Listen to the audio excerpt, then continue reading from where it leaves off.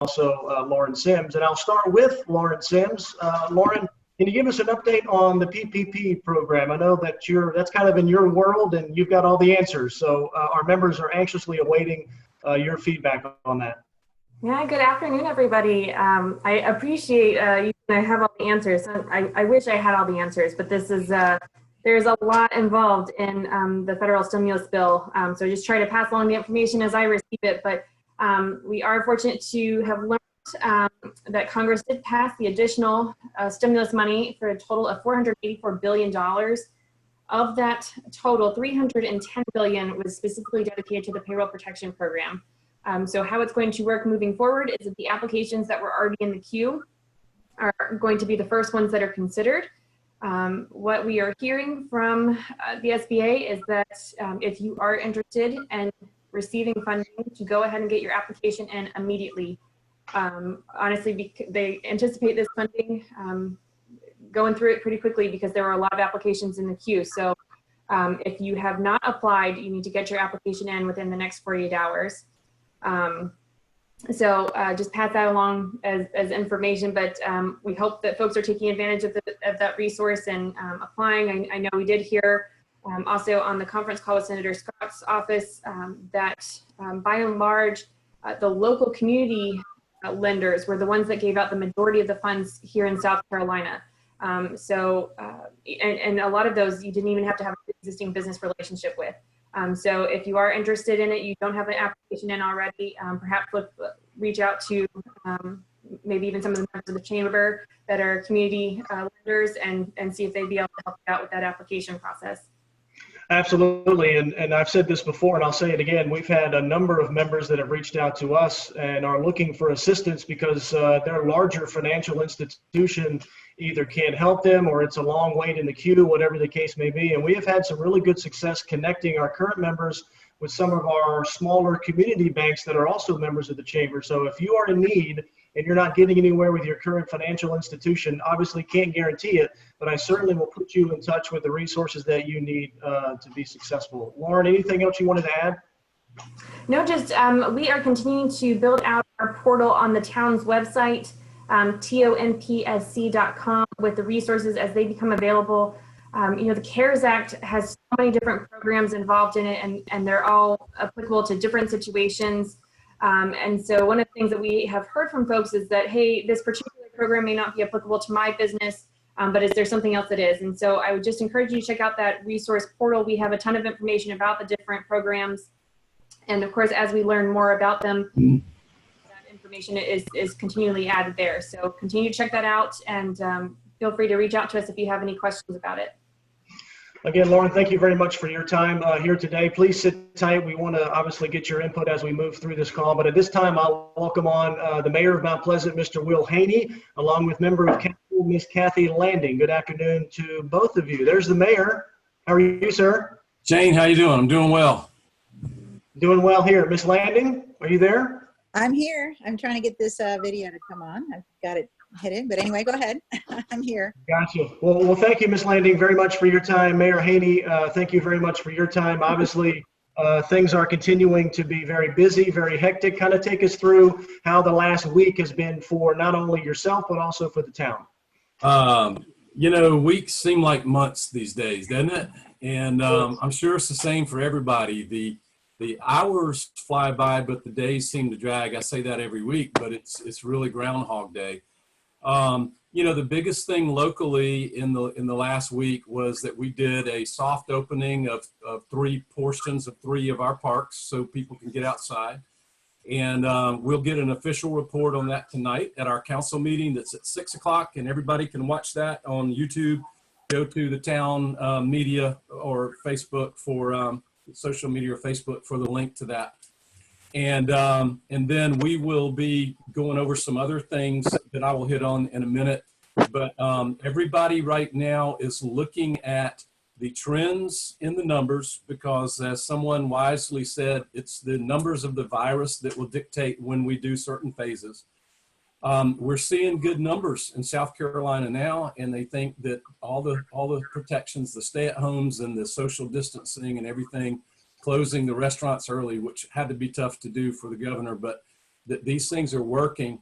And what everybody is doing right now is trying to figure out how to balance that thing between opening too soon and having a second wave and having to go back where we were, which sort of negates all the price we paid to get to this point. So we will be tonight talking about what those steps look like. And I know I said this last week, but I want to say it again. Rather than flinging the doors open and doing everything at once, we find it easier, whether it's business or whether it's the town itself, the town's operations and facilities.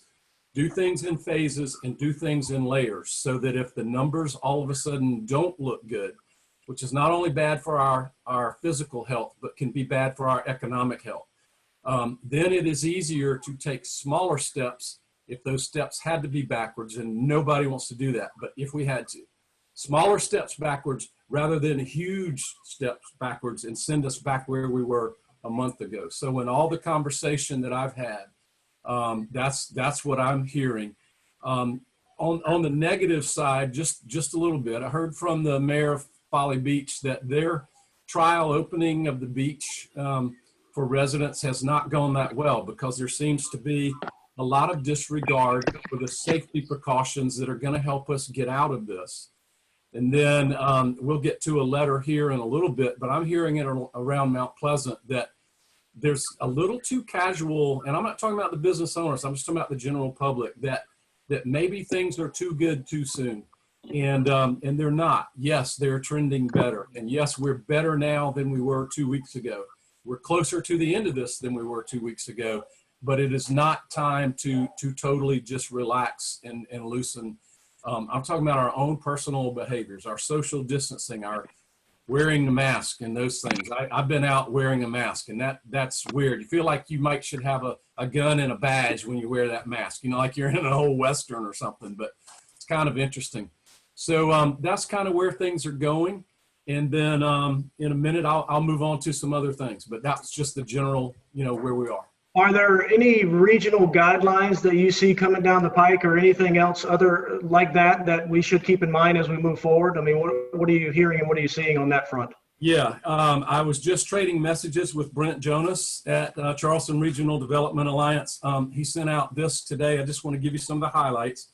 At their April 16th Executive Committee meeting of the Regional Development Alliance, Mayor Tecklenburg, who it's his turn, we rotate among 4 municipalities, which mayor sits on the executive committee. And Mayor Tecklenburg had a great idea, and that was, let's use the Regional Development Alliance, which brings us all together. This is the group that has created 50-something thousand jobs in a decade in our region, so that there's not a race. Well, you know, we'll open gyms and spas before Mount Pleasant does, or we'll open this or that before y'all do.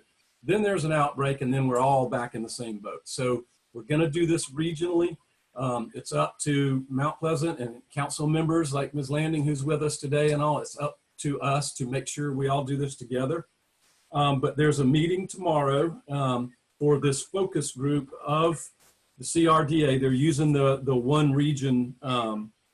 region group within it to do this. And the goal is to safely reopen. And you'll hear Council Member Landing and me talking about this in a minute. It's not going to do Mount Pleasant businesses any good if the word gets out that it's not a safe place to do business. You may be open, but people don't feel safe coming there. That's what we want to avoid for our region. Safety is the key. Opening safely. They've hired Chernoff Newman to help with crisis communications and a campaign to sort of get the campaign about this. There are over 20 representatives like Mount Pleasant has and all that for this. There's the meeting tomorrow, and they're working from federal guidelines, state guidelines being driven by data from the Medical University, Roper St. Francis, and Trident Medical Center. They have a template from the state of Utah's recovery plan and also something from the Milwaukee Chamber of Commerce on how they're doing this. So they're not starting from scratch. And they're going to coordinate the announcement to the public, and they're going to get messages and protocols out to the community. So this is good. This is good that it's a region so that Kathy and I don't get a phone call in an hour. Hey, guess what? This municipality just opened this thing of businesses. keep in mind, we are still under the governor's executive order that says which businesses can open. And I hope everybody in the chamber that's listening understands that, that our local stay-at-home order and everything is usurped by when the governor said which businesses can open. So when the governor says the next round of businesses can open, that's when they'll open. Ms. Landing, I'd like to get your perspective from council on that, as far as a regional, making sure it stays regional, making sure that everybody's making decisions that are in the residents' best interest. And also, too, I want to talk about restaurants, because I'm sure there are a number of restaurants that are wondering, when can I open? When can we get back to some sense of normalcy? You know, restaurants are a big part of this, and I'd love to get your perspective on all this as well. Well, thank you so much for asking, Shane, and for having the mayor and I on this afternoon. And thank you to all the members of the chamber who are listening today.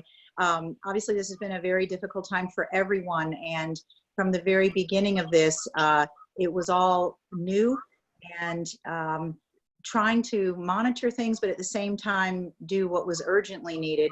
And the first thing that was urgently needed was, we don't know what we're dealing with here, so let's take steps to really step back and keep our people safe.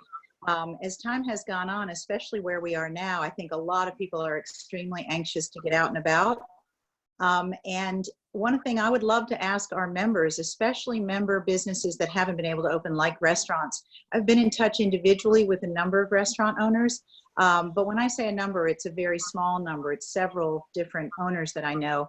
I would love to hear from more of y'all on, as Economic Development Chair, of what you feel are the best ways for you to open up, where you can assure the safety of your customers, and at the same time, and a sensitivity, but at the same time, get your people back to work.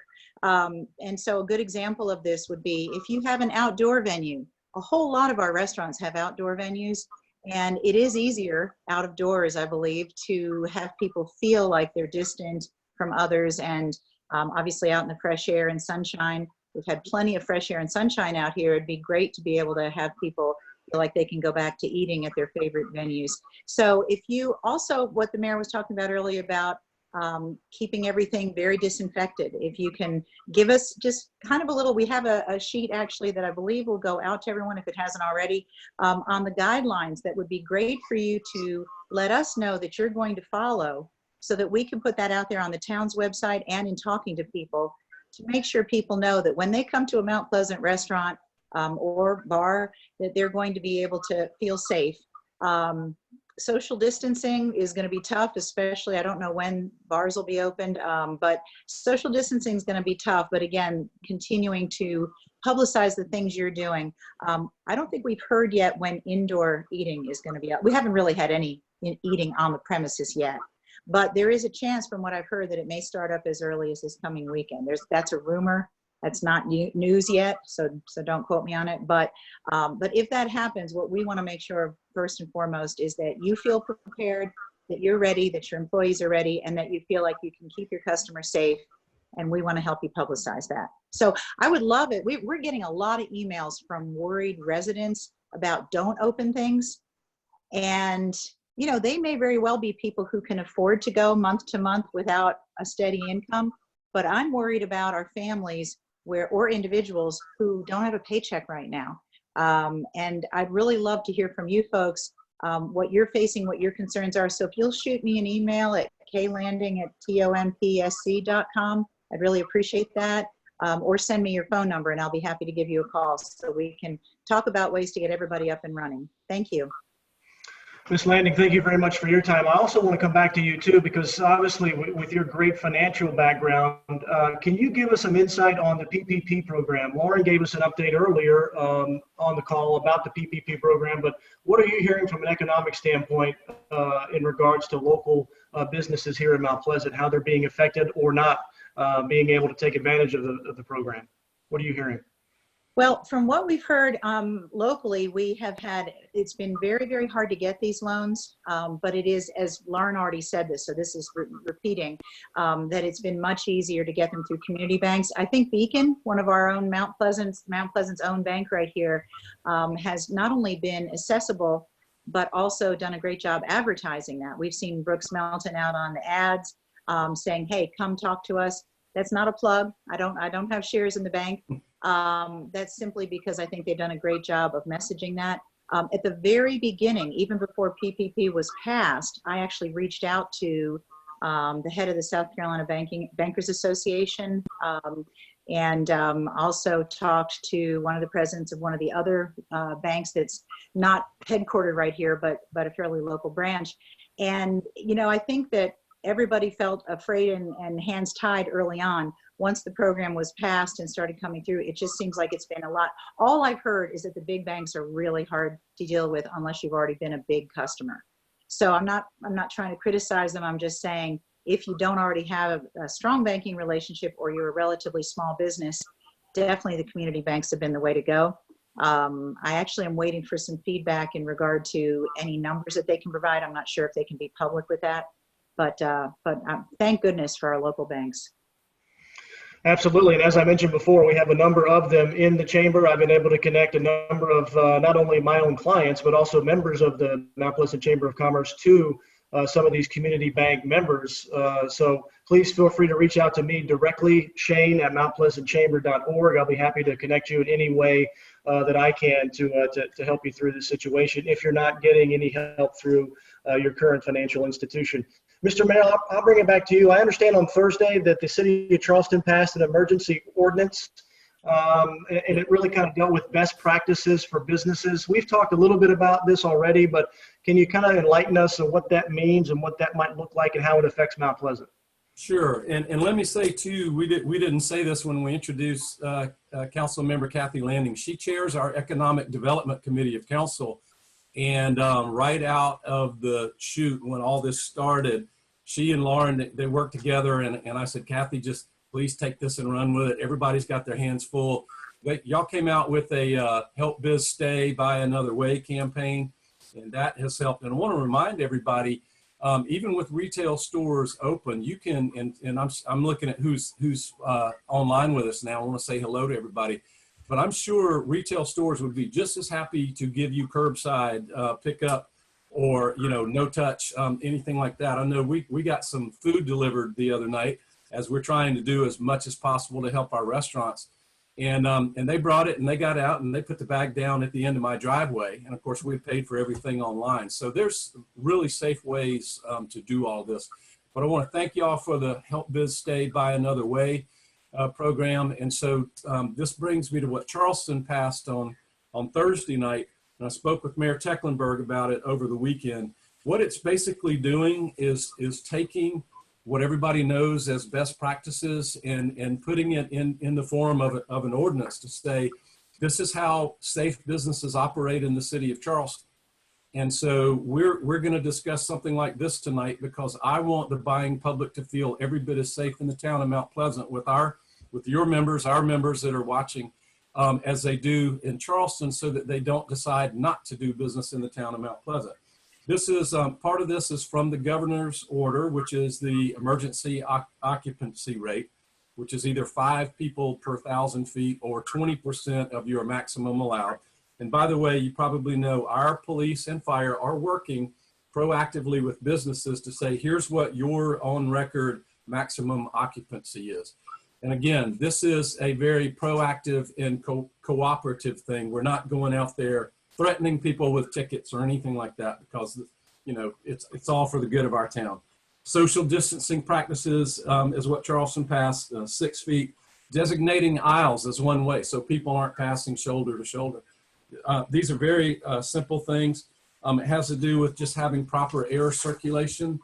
It has to do with making a list of high touch surfaces and requiring routine disinfecting of them, and just having a record. Hey, the sales counter is wiped down every hour. The sales counter is wiped down, you know, on this schedule, and keeping a logbook of that. Simple stuff like hand sanitizer that we've been seeing before there were any states of emergency on this. One of them that's a real health monitoring thing is for employers to monitor employee symptoms and to have non-punitive leave policies in place so that if a worker feels like they're coming down with some of the symptoms of COVID-19, and you saw that the CDC said, was it 5 or 6 more symptoms now are official symptoms of COVID-19. As we all learn, this whole thing is new.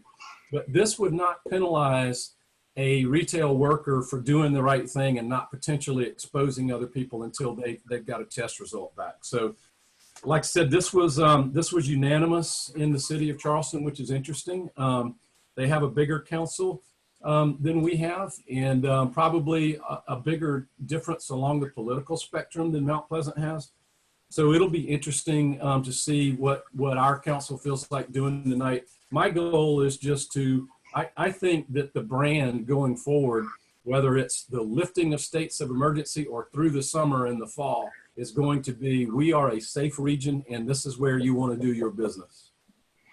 Well, and you mentioned it earlier, it's not a race to open up. Obviously, we want to get opened up and we want to be open in a safe way, but it's not a race to see which part of town can get open the fastest, because then you could possibly open yourself up to a second wave, which nobody wants to go back another 5 or 6 weeks. As you said, it seems like the days they feel like months, and we certainly want to nip this in the bud and move forward with our lives and get back to what we think will be normal.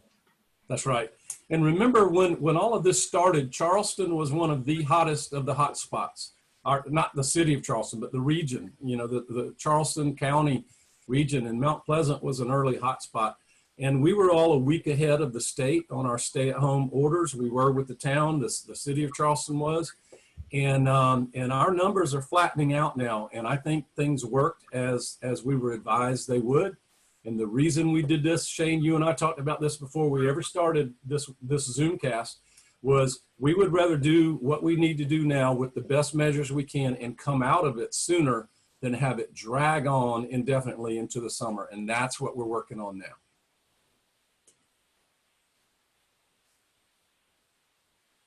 Shane's screen went frozen.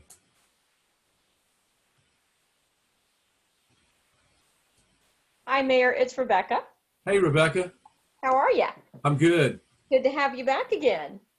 So I do have a question that came through that we could go ahead and start with, if you're okay with that now.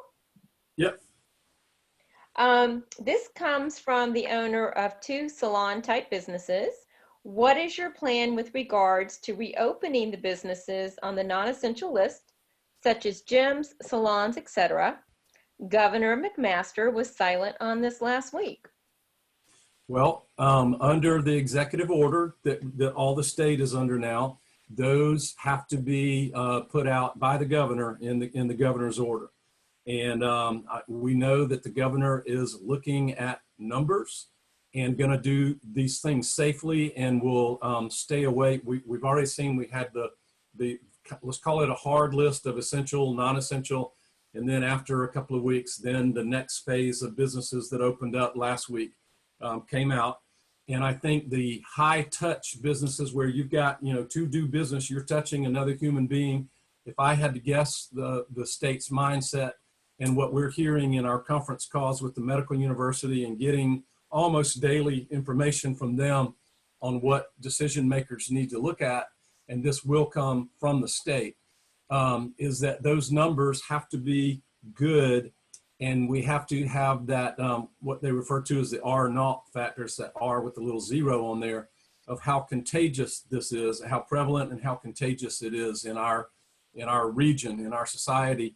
And that factor needs to be below a 1, and we're moving steadily towards that 1. So what I have heard, not directly from the governor, but from the governor's office, is that caution will rule the day, because as Shane was just saying, we don't want to have a crippling setback and go too far and then realize, gosh, we've been doing this for a month and now we're back where we were 2 weeks ago. All right, and this comment sort of follows up with that question, which is not everyone in stores that are now open are wearing masks. So this member had a concern that this will delay a broader opening. Yes, I agree. And I have seen that myself, and I've been wearing my mask, and I did a joint press conference with Mayor Tecklenburg on Friday downtown. We all had our masks with us, not on camera. That looks kind of silly, but we were socially distanced. I don't know. We will find out from legal whether it is legally enforceable for there to be a law telling a citizen what they have to wear. but I've certainly been stressing it and asking people to do that. We can probably put that, it's in Charleston's business safety ordinance, because municipalities do regulate businesses. We issue licenses, you know, we have code enforcement and all of that. We can have employees wear it. Whether or not a law would stand up if we said all the citizens going out have to wear a mask, I don't know about that.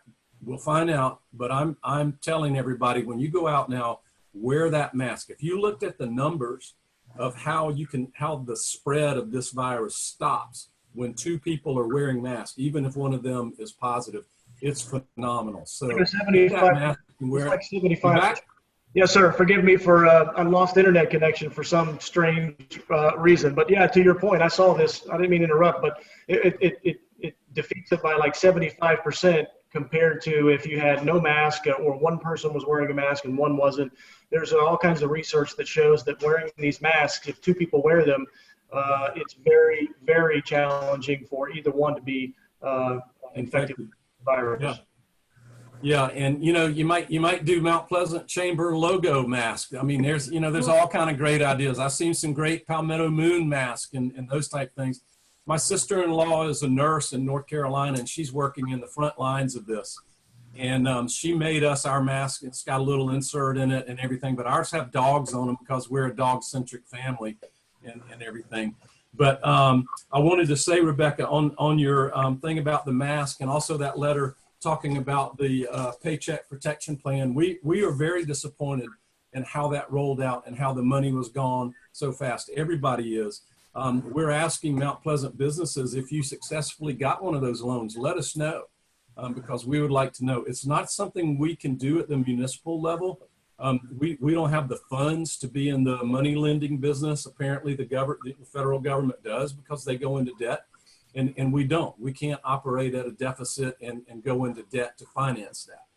So we're beholden to national programs for that type thing. And Lauren's with us, and I'm just hoping that the second round of funding of this, maybe a bunch of folks that we know were queued up, and that they will be getting their funds next.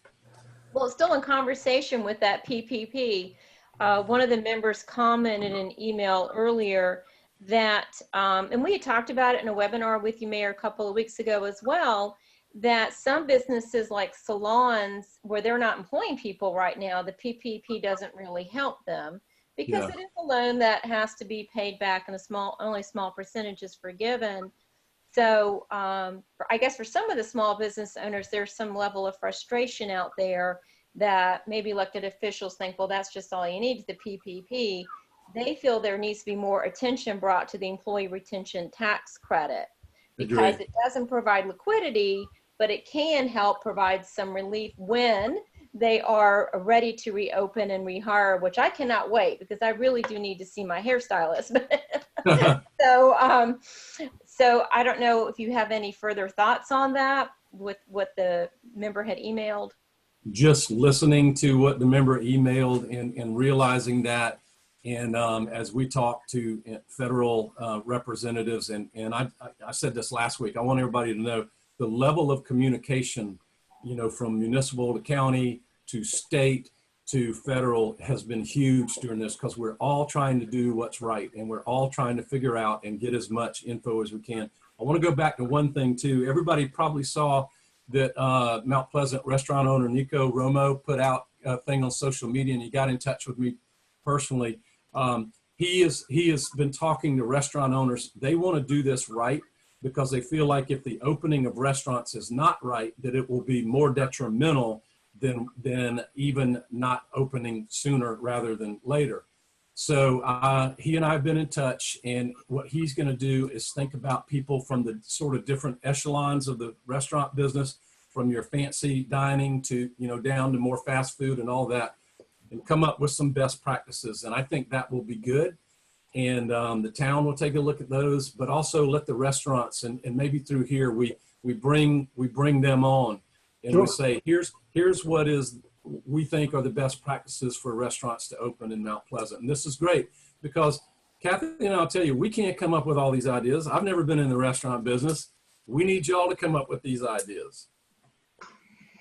And that's a great point, because there are so many different types of businesses, obviously, in the chamber. So if you have some ideas or some things that you would like to express to the mayor or members of council, you can email myself, Shane at mountpleasantchamber.org, or reach out to any one of our board members. All of their email addresses are there on the website. We, as your chamber, are here to help you, and then in cooperation, express those opinions and those needs and challenges, obviously, to the town. Mr. Mayor, forgive me, I'm not sure where we left off when I lost connection. I do understand that you've got a meeting of council coming up later this evening at 6 o'clock. What are some things that you'll be speaking about when it comes to the agenda? Will it be a 10-minute meeting or more than that? This one will be longer. That 10-minute meeting was to give final approval to a bunch of things that had unanimous preliminary approval, and they had a hard deadline for permitting and everything. So that was just a perfunctory thing. Tonight, one of the things we're going to do is get a report back on the soft opening of 3 parks that we did this weekend. So far, we got like text messages over the weekend. This is not an official report, but what we got, all council and Kathy can jump into, was that that it went well. There were no problems, and so we will hear that. Parks and Recreation has a 4-phase plan. Let's call that phase 1. They got 2 other phases, and then phase 4 is that all restrictions and all health concerns are off and everything's back to normal. So there again, there's those layers that we're talking about, a smart way to do it. And then we've got to pass our budget, because we're on a fiscal year that ends June 30. So we've never had a situation like this when we don't know when we will ever be having public meetings in physical presence again. And so we're going to look at what we need to do to be ready to pass a budget. Everybody hopes that maybe by June we're having physical public meetings again, but that's not for sure. So we got to see what that path is. We will not be voting on or debating a budget tonight. We're going to talk about the steps to get to there. And then the last part of that agenda is all the other things we need to talk about, like when will council committees meet, by Zoom or however we can do that. We did get feedback from our boards and commissions. Some of you who are watching are probably on some of those. They are not ready to meet in May. They feel like the risk of coming together and coming into town hall is not acceptable yet. So we have to look at, okay, if they are able to meet in June, what's the backlog of work, what things need to come first and all of that. So I want everybody to hear a takeaway today. Everyone is looking at the phases and the steps to go through to get everything reopened, everything. And then the question is, when is the right time? Ms. Landing, did you want to add anything to that, the parks that opened up over the weekend? Is there any information you wanted to add to what the mayor just spoke about? I just want to say, because I did ride by the parks and saw, people out, obviously everybody was trying to take advantage of that. We still have several major areas such as Waterfront Park and Alhambra Hall, the park there, that are closed. And just want to let people know, with Alhambra, a lot of it has to do with the outdoor equipment for children. It's wonderful. Kids love it. Families love it. But it is obviously a shared equipment situation. So that's one of the reasons why that was delayed. And then we already had mentioned the other day, the mayor had mentioned about Shem Creek Bridge and the waterfront area there at Shem Creek. And that's because of the fact that it's a very, very narrow walkway going out. But the other thing is with Waterfront Memorial, we had already mentioned about the pier, same thing. Chief Ritchie had told us that it's going to be very difficult to have people distance the way they need to on a linear path like that. But even if we were to close off the pier, and I asked the mayor about this, and we're going to have to look into this. I think we'll probably end up discussing it tonight. It would be great to have the park itself open, and as long as people stay apart and so forth and do the social distancing, it's certainly a wide open area.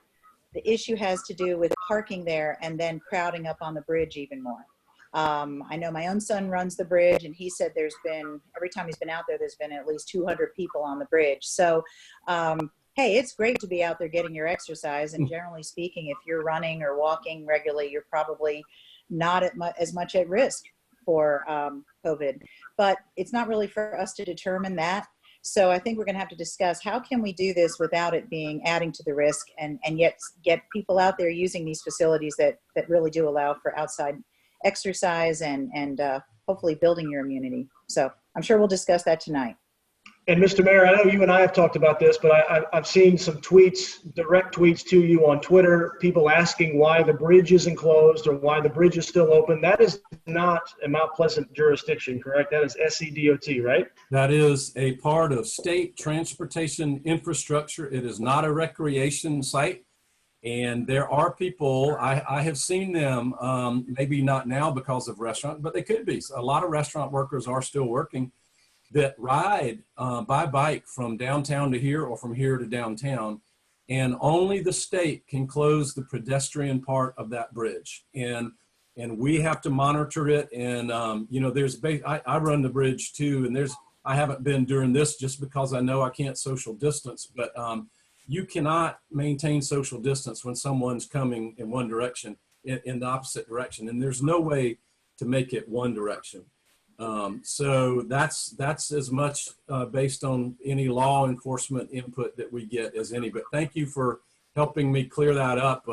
I was getting pinged on social media all weekend. We had a staff member who counted, I think I said 287 people on the bridge when she counted at one point yesterday. That's a lot of people in a small area.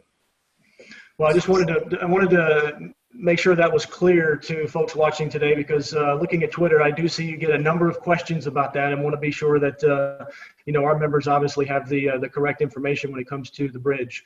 Well, we've kept each of you for about 45 minutes. We thank you very much for your time today. Before I let everybody go, any parting words for folks that are watching here today? And I will start with you, Mr. Mayor. Yes. Kathy Landing and I would like to say happy birthday to Brian Sherman. We know you're watching. It's your birthday. Have a nice quarantine birthday and social distance birthday, but thank you for all you do, not only as a member of this chamber, but as you do the things you write, the things you publish that really get good Mount Pleasant information out there, Brian. So thank you. Happy birthday, Brian. Lauren Sims, any parting words from you as well? No, I opened the chat real fast and I saw that somebody asked a question about pandemic unemployment assistance. So I just wanted to point them in the right direction real fast. That in order to get pandemic unemployment assistance, you would need to go to the state's unemployment portal. You'll get a denial letter, and then that automatically puts you into the next level for the pandemic unemployment. So for those who don't know, that opens unemployment benefits to folks who are self-employed or independent contractors. So freelance artists, things of that nature. So I just wanted to make sure that that person was able to get some information there. There's a FAQ about it on our website. So if you need the information, it's there for you. But thanks so much for having us and giving us the opportunity to share some information and answer questions. Absolutely. Glad to do it. We appreciate the town. We appreciate the partnership very much. Thank you very much for the time here today. Remember, we do this each and every Monday at 3:30. We call it Mondays with the Mayor. I have an opportunity to sit down with our own Mayor, Will Haynie.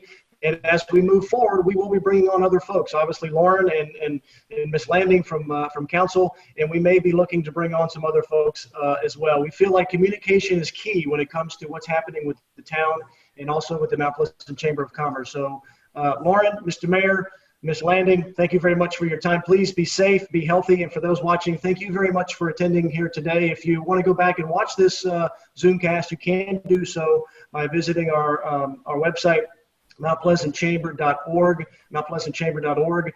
Visit the Coronavirus Resource Center page. You'll see a lot of great information that you need in regards to not only the virus, but also to business related when it comes to the virus. But at the very bottom of that page, along with all the updates and offers for members, you can also find videos on demand, all the videos that we've done, not only with the mayor, but also to John Carroll, Sales Pivot, Joe Hinsky and his presentation about the PPP. All kinds of great content is there at the Coronavirus Resource Center page at the website, MountPleasantChamber.org. Until next time, again, thank you to Lauren, the mayor, and Ms. Landing for being here. Be safe, be healthy, and we'll talk to you soon. Thanks, Bye-bye. Shane. Thanks. Bye-bye.